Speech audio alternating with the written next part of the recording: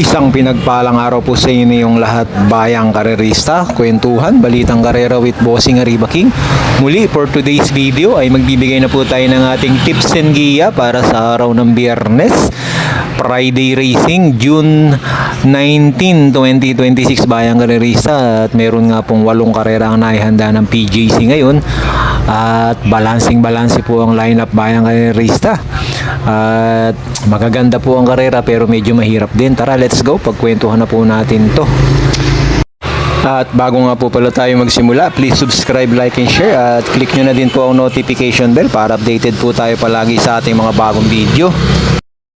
At dito na nga po tayo sa race number 1 ang start ng Pick 6 at dito tuhog po sa tip yung numero 3 na si Crown Agent na sasakyan po ni Conrad Henson at magdadala po ng 57. At dito nandito sila Mighty Bell, Tula Dream, sana maulit muli Clever Boy, Oh My Miranda at si Graceful Bell na makakalaban nga po ni Crown Agent. Ano bang dahilan? Bakit natitip yan si Crown Agent ng ganyan tuhog sa tip bayang karerista?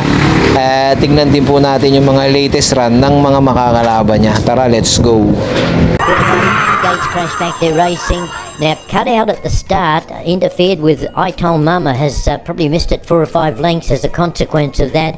Now going straight to the front though is the 1A Sense of Joy leading on the outside Queen Liam, Super Gonze the third, followed then by 4th then is Finder with Age and recovering after that ordinary start I Told Mama.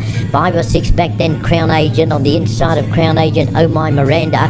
And back at the tail of the field going very poorly is the Unforgiven and 15 lengths off them. They're at the top turn, they've got about 750 to travel. In the centre, Sense of Joy, the rail Super Gonzi, 3 wide the outside Queen Liam, getting a little bit closer then Finder with Age and then pushed along I Told Mama, a long gap then Crown Agent and Oh My Miranda as they reel around the bend for home. There's a line of 4, it's a bit tight. Oh, Super Gonzi got into trouble, got on the heels of Sense of Joy. Sense of Joy darted away, coming at him on the outside, Finder with Age in the centre, Queen Liam. Finder with Age raced up and took a narrow lead. Sense of Joy still trying hard on the inside with Queen Liam. Finder with Age getting finer with every stride and raced away. Finder with Age wins the second of the night, beats Queen Liam, then Sense of Joy, followed by Crown Agent, made up ground late. Super Gonzi got into trouble on the home turn. At yan nga po yung takbo ni Crown Agent noong March 27 dito sa PJC 1200 kung saan naging 4th placer po siya. Nagtala po si Crown Agent ng 114.4 dito. Sinakyan siya ni Nel na hilat at 57 din ang dala niya. Nakakalaban niya si Pioneer with Age, Sense of Joy at saka nga po ito si Queen Liam, 4th placer, Crown Agent. And the gates fly back, they're racing. Now standing in the gates, Darley Bell. Well, she's done that before and she's missed the start by 7 and 8 lengths. Not so California Queen, who came out running and leads on the bridle by 3 and 4 lengths as they run to the course proper.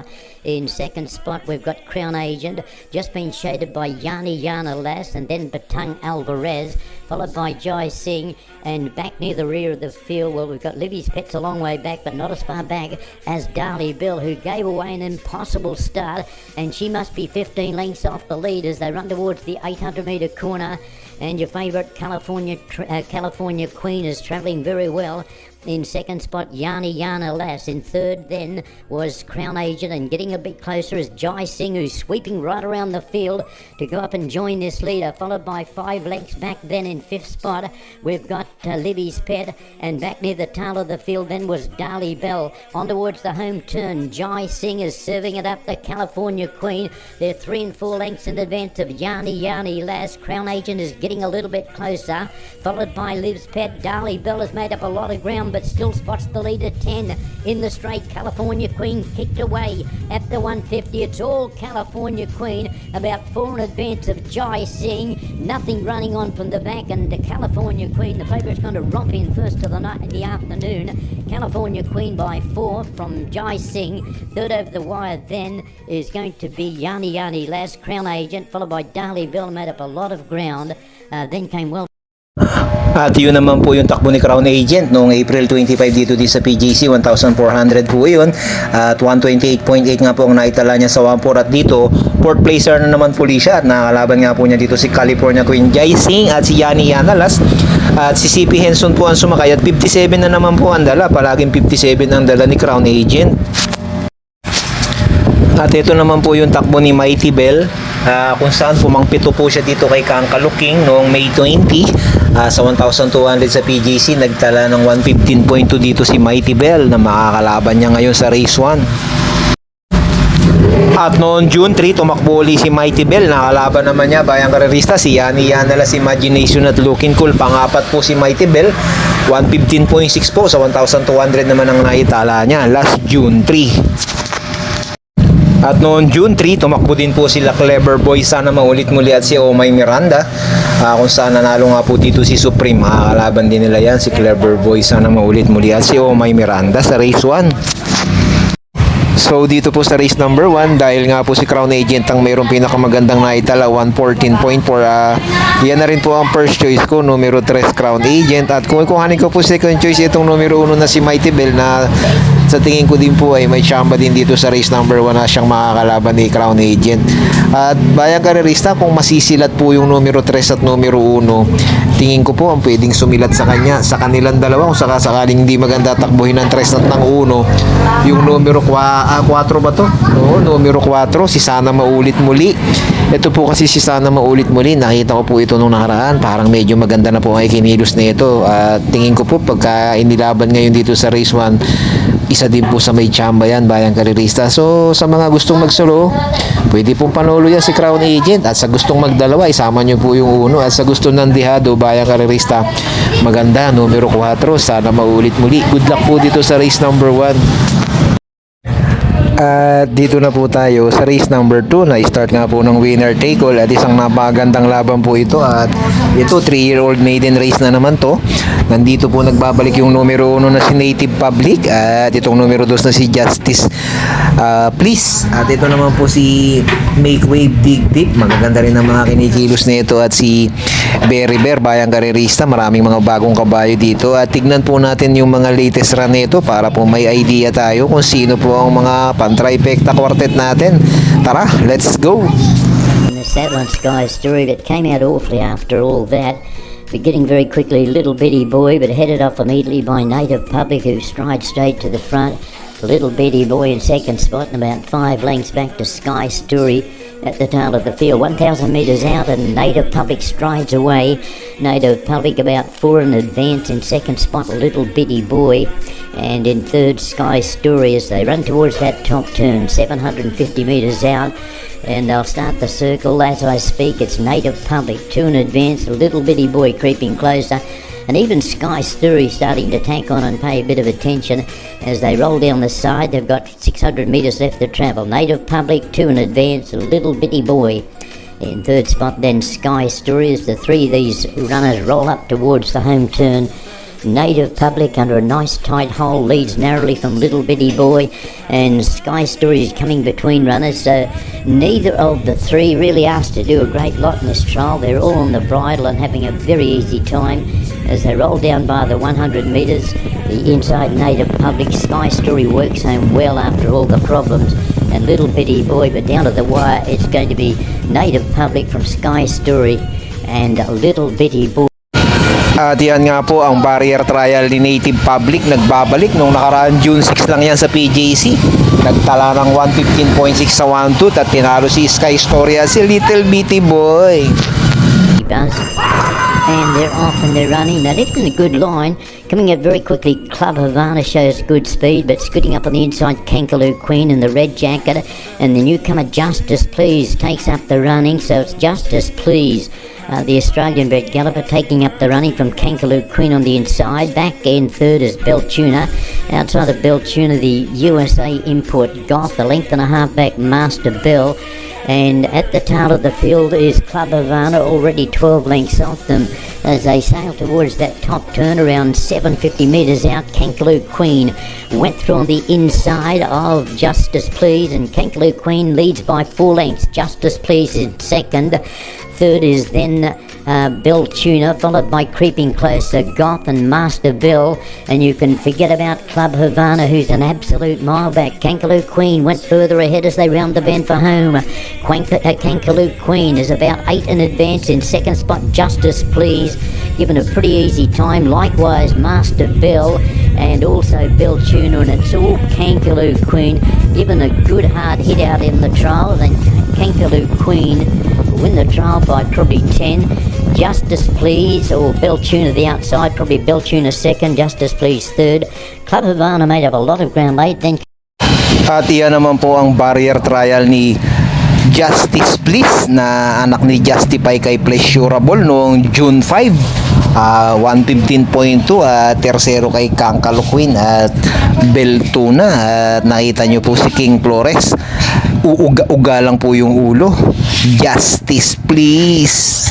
and the gates fly back and they're off and running. Now White out on the outside coming out quickly. Kaizuna is going to lead on settling down from the gentleman in the centre. And back at the tail of the field is Make Waves. So Kaizuna is about to be joined by Make Waves, who scoots her up on the inside to take the lead away. And it's Make Waves 2 in advance. In second spot now is the gentleman. And Kaizuna's back to third and just getting a very easy time of it. As they run towards the 800 metre corner. And up front, Make Waves. It's the one leading the two, the gentleman, and back in third, the three, Kaizuna. And they're running it along at fairly good tempo.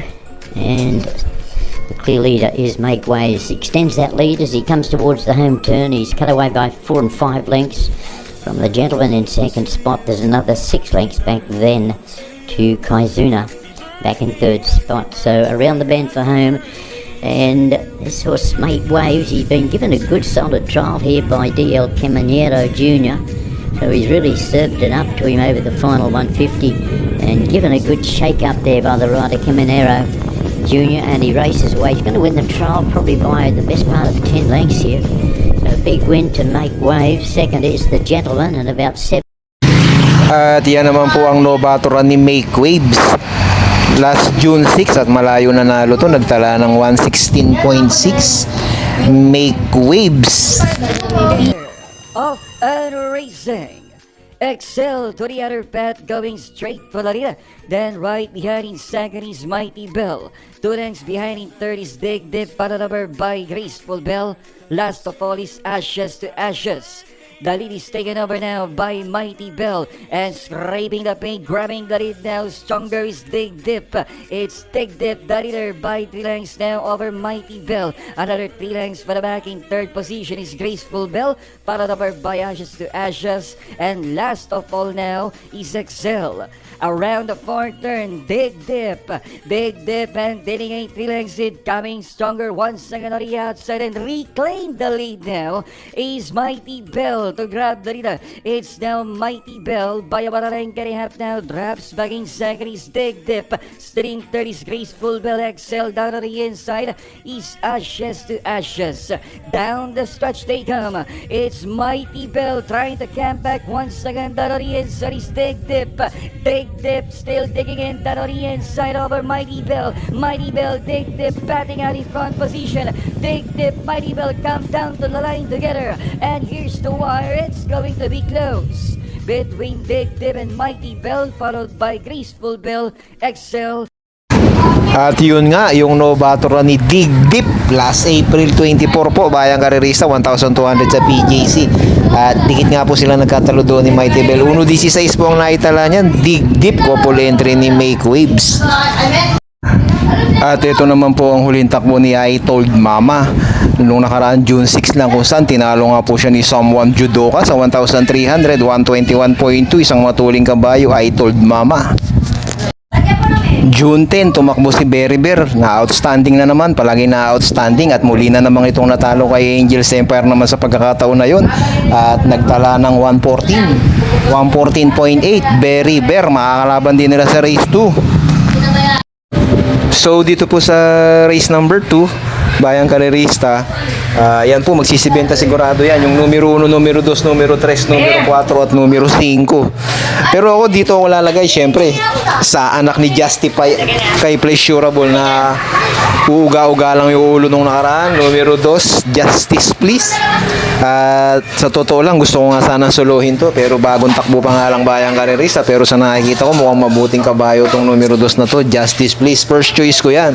At ang kukuhanin ko second choice dito, Bayang Karerista, itong numero 1 na si Native Public, na nakita nyo naman Bayang Karerista, halos pigil na pigil lang din. At ito, lumalaban to sa mga magagaling na kabayo. Alam ko, bago na ipahinga to, ang kalaban nito si Cunningham at saka sila Black Eagle. So dito, first choice numero 2, Justice Please. Second choice ko yung numero 1, Native Public. Good luck po dito Bayang Karerista. Yung numero 4 po na si Berry Bear, pakiramdaman nyo pong mabuti yan Bayang Karerista, si Berry Bear. Kasi nung nakakaraang takbo nga niyan, palagi na outstanding. Tingin ko hindi pa inilalaban talaga yan, yung totoong laban, hindi pa talaga. Kaya yan, once na binigay talaga yung totoong galing niyan Bayang Karerista, may kalalagyan din sila niyan. So yun lang po, pero ako, 2 ako dito tsaka 1. Good luck po dito sa race number 2. At dito na po tayo sa race number 3 Bayang Karerista. Dito po sa race number 3, hindi na po tayo magpapaligoy-ligoy pa. Ako po, solo dito. Kayo na po bahala magdagdag na inyong mga kursonada. Yung pong numero 4 na si Twinkle Toes na sasakyan po ni CP Henson ngayon, tingin ko po panalo na to ngayon at pagkakataon na po ulit makakuha ng panalo ni Twinkle Toes. So dito Bayang Karerista, solo ko sa race number 3, numero 4 Twinkle Toes. Kayo na po ulit ang bahala magdagdag. Good luck po dito sa race number 3. At dito na po tayo sa race number 4. Dito po sa race number 4 Bayang Karerista, napakarami pong matulin dito. Ito po si Winter on Fire. Inabot lang po ito nung nakaraan. Ganon din si boss ako naman. Glorify pangatlo po nung nakaraan. At si Brown Missile, nanalo po ito Bayang Karerista. At ganon din po si Charm Boyle. Paris with bronze. Maganda rin na rin mang kinikilos niyan Bayang Karerista. At sa totoo lang Bayang Karerista, wala pong tulak kabigin dito. Dito po 1,200 meters ang paglalabanan at siguradong mag-aalikabok po ang pista dahil matutulin lahat to. Dito po first choice ko Bayang Karerista, yung numero 1 na si Glorify. Matibay sa harap at lumabas lang ng maganda. Palagay ko malaki din ang tsamba dito. Itong nananalo naman po ito sa mataas na grupo. At isasama ko po second choice ko dito yung numero 2 na si boss ako naman, na pangilang takbo na rin po niya to mula nung galing siya sa barrier. Tingin ko po ngayon baka kuhanin na po yung panalo. So dito magamat maraming matulin, dito po tayo sa 1 at sa 2. Kayo na po bahala magdagdag ulit, magdagdag bawas. Good luck po dito sa race number 4. At dito na po tayo sa race number 5. Ang start po ng paborito ng lahat, ang pick 4. Dito po sa race number 5, meron po ako nakikita na 2 lamang ngayon. Sa tingin ko po, pag ay nilabas ng connection to, ito pong 2 na to, mag-i-AB at isa sa kanilang 2 ang kukuha ng panalo dito sa race number 5. Ito pong numero 1 na si Subris at yun pong numero 8 na si Borderline, Bayang Karerista. Diyan po tayo, tingin ko lamang po yung 2 na yan at tingin ko yan po ang maglalaban dyan sa race na to. So dito, kayo na po ulit ang bahalang magdagdag bawas. First choice numero 1 Subris at second choice ko po yung numero 8 na si Borderline sa kay ni JB Hernandez.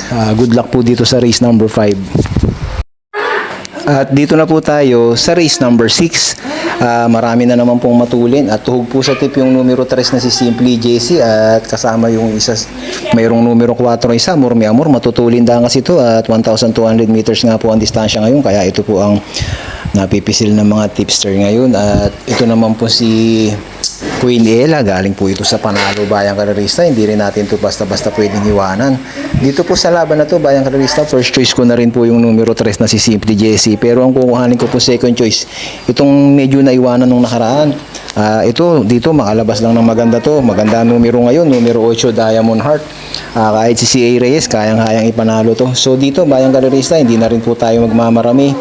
First choice numero 3 Simply Jessie at second choice natin ito makalabas lang na maganda, numero 8 Diamond Heart. Good luck po dito sa race number 6. 3 at 8 po tayo dito. At dito na po tayo sa race number 7 Bayang Karerista. Dito po sa race number 7, ito po si Reyna Margareta. Meron pong takbo to nung nakaraan na medyo maganda. Noong May 22, nakakalaban po ni Reyna Margareta si Dixie Sky at Super Daily din.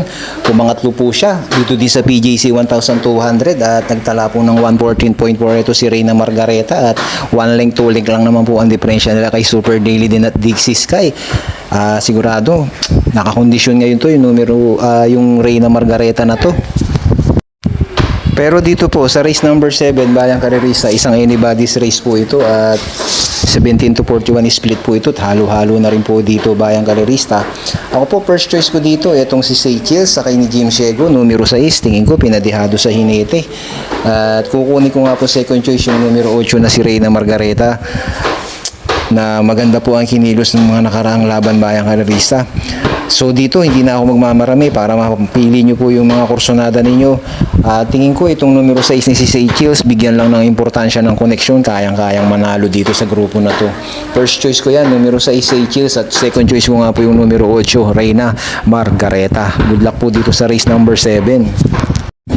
At dito na po tayo sa last and final race.